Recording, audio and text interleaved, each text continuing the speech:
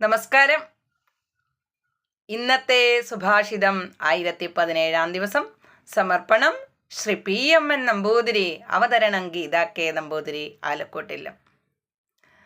ധർമ്മജ്ഞം ച കൃതജ്ഞം ച തുഷ്ടപ്രകൃതിമേവ ച അനുരക്തം സ്ഥിരാരംഭം ലഘുമിത്രം പ്രശസ്യതേ.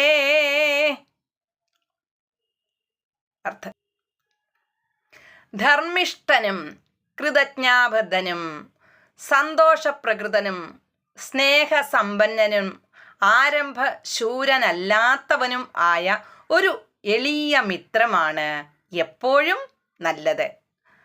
തന്നേക്കാൾ വളരെ വലിയ നിലയിലുള്ളവരുമായുള്ള കൂട്ടുകെട്ട് ശോഭനമല്ല. ഹരി ഓം. നന്ദി, നമസ്കാരം.